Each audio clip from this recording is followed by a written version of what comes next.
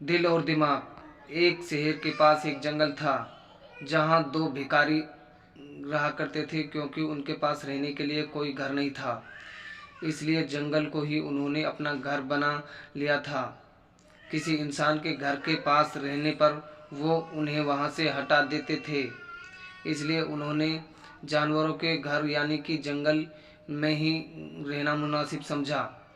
स्वाभाविक रूप से वे दुश्मन की तरह एक दूसरे को देखते थे, क्योंकि वे एक ही पेशे में थे और दोनों में एक दूसरे से ज़्यादा भीख के पैसे जुटाने की प्रतिस्पर्धा थी। दोनों भिखारियों में से एक अंधा था, एक लंगड़ा था, और वे हमेशा अपने ग्राहकों को, भीख देने वाले लोगों को लेकर झगड़ते रहते थे। आप नहीं जानते कि भिखारी आपके बारे में क्या बात करते हैं। उनके अपने ग्राहक हैं, उनके अपने क्षेत्र हैं। वे दोनों भिखारी लगातार लड़ते रहते थे।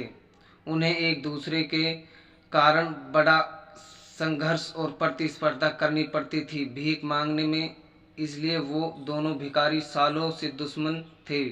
ये दुश्मनी ऐसी चल रही थी, लेकिन एक जंगल में आग लग गई।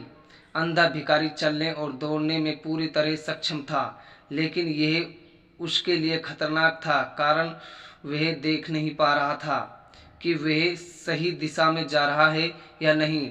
लंगड़ा आदमी सब देख तो सकता था, लेकिन अपने आप नहीं चल सकता था। वो आग को तेजी से अपनी तरफ बढ़ते हुए देख रहा था, लेकिन बेबस था, वहां से हिल नहीं पा रहा था। आग इतनी तेजी से फैल रही थी कि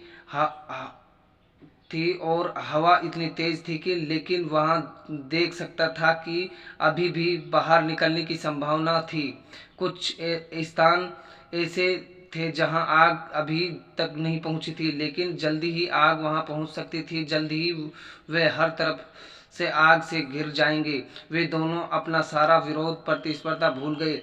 यह लड़ने का समय नहीं था, यह एक होने का समय था। और उस अंधे ने लंगड़े को अपने कंधे पर उठा लिया और वे एक शरीर की तरह काम करने लगे। अब उनकी आंखें थी और उनके दोनों पैर थे। लंगड़ा आदमी देख सकता था और निर्देशित कर सकता था कि उन्होंने कहाँ भागना है, तेज या धीमे, और किन दिशा में से बचना है। और अंधा लंगड़े को कंधे पर उठाकर दौड़ने के समर्थ था। वे बिना घायल हुए जंगल से बाहर आ गए। यह प्राचीन कहानी आपके दिमाग और आपके दिल के बारे में है। आपका दिल देख सकता है लेकिन कह नहीं सकता। आपका दिमाग कह सकता है लेकिन देख नहीं सकता। यदि आप अपने दिल और दिमाग को, अपने प्रेम और तर्क को करीब लाने में सक्षम हैं, अपने अनुभव और अभिव्यक्ति को करीब लाने में सक्षम हैं, तो शायद मन भी कुछ महत्वपूर्ण कह सकता है।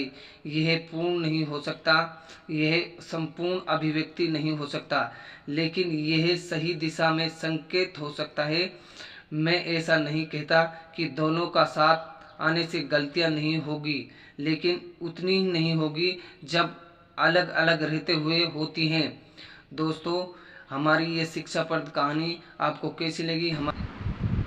दोस्तों, हमारी ये कहानी आपको पसंद आई हो तो हमारी चैनल को सब्सक्राइब करें, लाइक करें, कमेंट में अपनी राय ज़रूर लिखें और ऐसी कहानी पढ़ने के लिए हमारे चैनल पर लगातार एक्टिव रहें। धन्यवाद।